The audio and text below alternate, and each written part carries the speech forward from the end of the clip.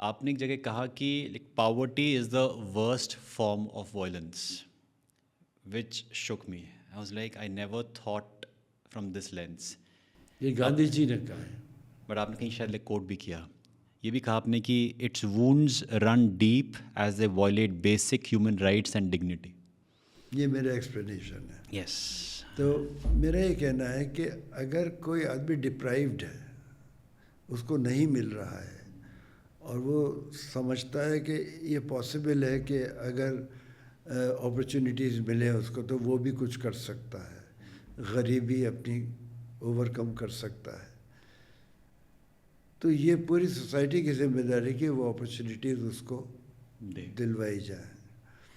और अगर वो अपॉर्चुनिटीज़ को नहीं मिल पाती हैं, वो सरकार को हर 5 साल में वोट देकर इलेक्ट करता है इस उम्मीद के साथ कि ये हमारी गरीबी दूर करेगा, इसीलिए इसको एक तरह का वायलेंस कहा जा सकता है कि उसके जो एक्सपेक्टेशंस हैं वो वायलेट हो रही हैं।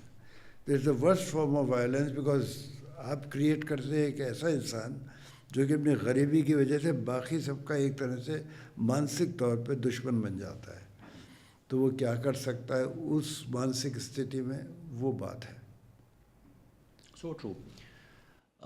अधिकतर तौर पे देखा गया है कि जो इंसान बहुत ही गरीब है वो ही कुछ ऐसे मेजर्स लेता है, ऐसे पाथ को चूज़ करता है to do something for his family. अब यहाँ पे जो मॉरल ग्राउंड्स हैं, हम लोग उसकी बात करते हैं। किसी ने लाइक चोरी करी, बट वो चोरी करने के लिए क्यों मजबूर हुआ? Nobody would question that absolutely. कि घर में उसकी क्या स्थिति थी कि उसको ये रास्ता चुनना पड़ा कि अपनी जान को जोखिम में डालने के लिए ही वॉज रेडी, एंड तब जाके ही took this measure. As per some facts India 2-3 एक सोर्सेज थी, 71 या 83 इस नंबर पे आता है द क्राइम रेट के हिसाब से कि across the world Venezuela number 1 पे था और इंडिया 70s या 80s की रैंक में था। साउथ अफ्रीका को रेप कैपिटल माना जाता है जहाँ पे इतना रेप्स होते हैं।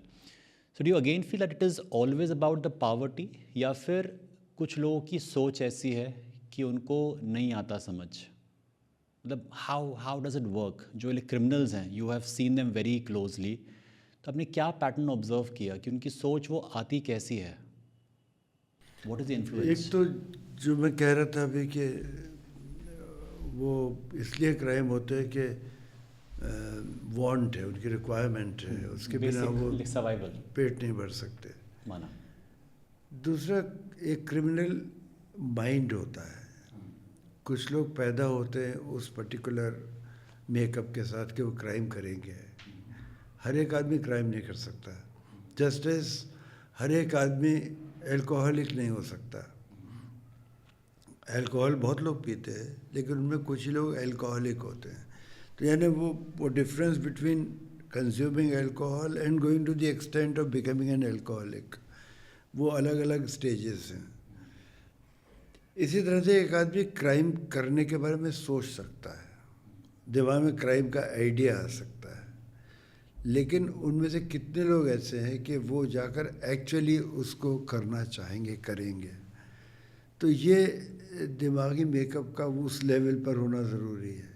ये तो क्राइम नहीं, हर काम के लिए कहा जा सकता है कि आप प्लान बहुत बड़े बड़े बनाते हैं। आप ये प्लान बना लेके मैं किताब लिखूँगा, और सोचते ही रहते हैं लेकिन लिखते नहीं हैं। इसी तरह से मैं क्राइम करूँगा, मैं सोचता रहता हूँ मैं क्राइम कैसे करूँगा, मैं बैंक डकैती कैसे करूँगा, वो सब मैंने सोच रखा है। या मैं अब साइबर अपराध कर लूँगा, उसमें तो पकड़े जाने के चांसेस भी कम है। लेकिन अगर कोई टेक्निकली कर भी सकता है, उसको नॉलेज भी है, वो इंजीनियरिंग पढ़ा हुआ है और उसको बहुत अच्छी नॉलेज है पूरे साइबर वर्ल्ड की, लेकिन तब भी वो क्राइम नहीं करेगा। लेकिन दूसरा आदमी क्राइम करने के लिए ही ये सब सीखेगा।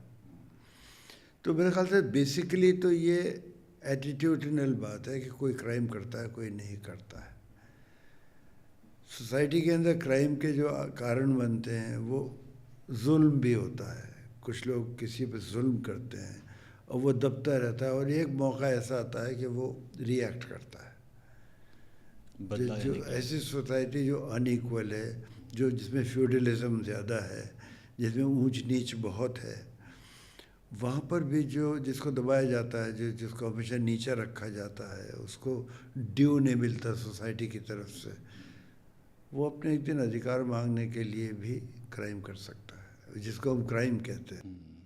सो क्या ये कहना है सही कि एक इंसान जो बहुत गरीब है, उसने अपने सर्वाइवल के लिए, अपने परिवार का पालन पोषण करने के लिए कोई चोरी करी, बहुत बेसिक सी बात है कि चोरी करी, कोर्ट की नज़र में या लॉ की नज़र में तो गलत है, लॉ ब्रेक किया उसने। लॉ ब्रेक किया, क्या कोर्ट या कभी लॉ ये चीज़ चेक करेगा कि उसने किन कंडीशंस में किया?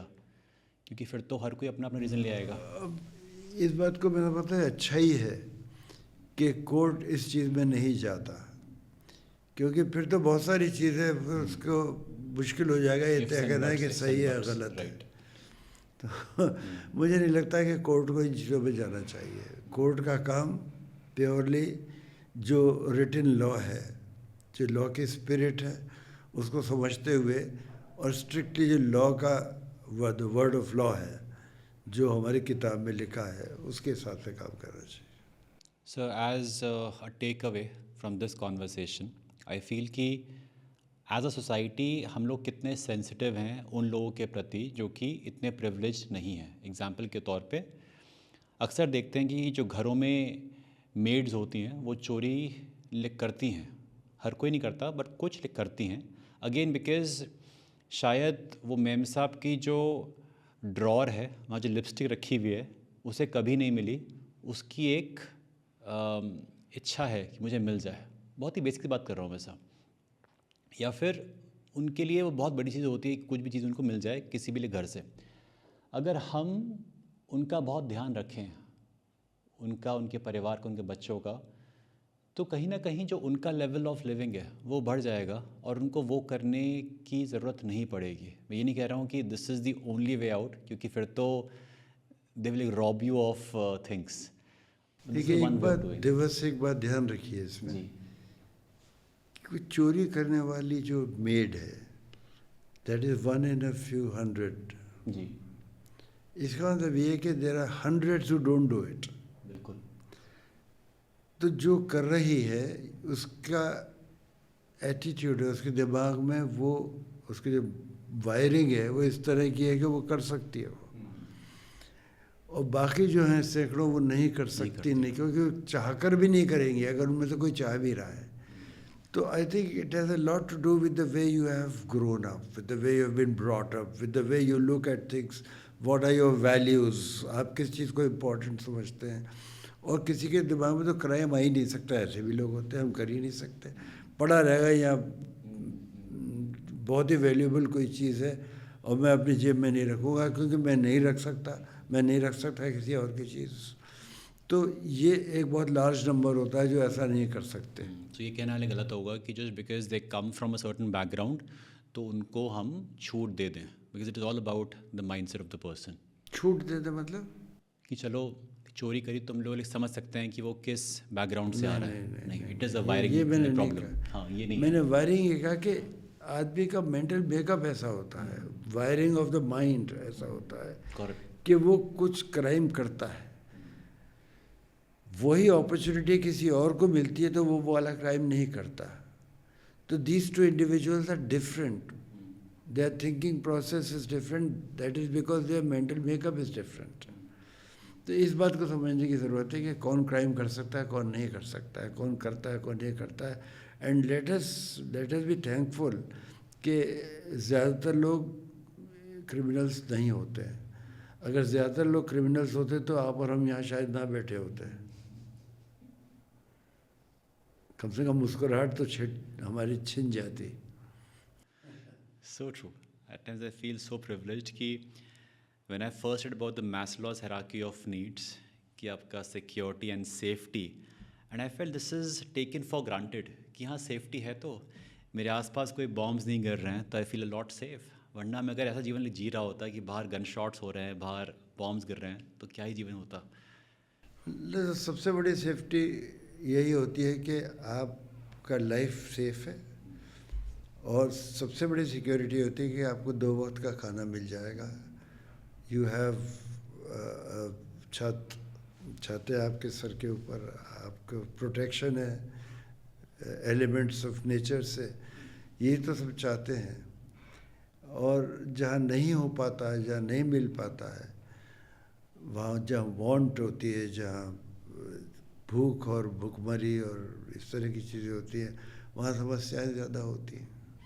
तो हमारी सोसाइटी का पूरा अटेम्प्ट यही होना चाहिए, गवर्नमेंट का भी अटेम्प्ट होना चाहिए कि जो खाई है अमीर और गरीब के बीच में, एक तो वो कम से कम की जाए।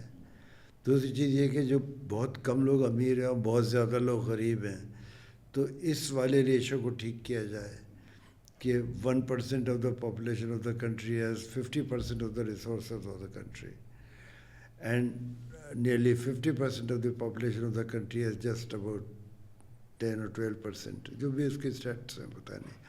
लेकिन अगर इस तरह का डिस्ट्रीब्यूशन हो रहेगा तो एक बहुत बड़ा लेवल डिससेटिस्फाइड रहेगा, बहुत बड़ी संख्या में लोग डिससेटिस्फाइड रहेंगे। तो इतनी बड़ी सोसाइटी जहाँ दुनिया की सबसे ज़्यादा पॉपुलस कंट्री में इतने सारे लोग, जैसे 80 करोड़ लोग तो फ्री में राशन पाते हैं ना हमारे देश में, जो सरकार के मेजर है वो जो फूड सिक्योरिटी वाला। तो अगर हमारे देश में 80 करोड़ लोग सरकार की 5 किलो अनाज पर आश्रित हैं, तो ये पिक्चर कोई बहुत हैप्पी पिक्चर तो है नहीं। 80 करोड़ नंबर मालूम में क्या है? It is more than the population of Europe and Africa put together. None of these countries in Africa and Europe can match up to this number of 80 crores. And all of them put together also do not match up the country. So that's what I'm saying कि it's a huge problem in our country. ये चीज़ें attempt अगर कहेंगे, जैसे आप कह रहे थे ना, कैसे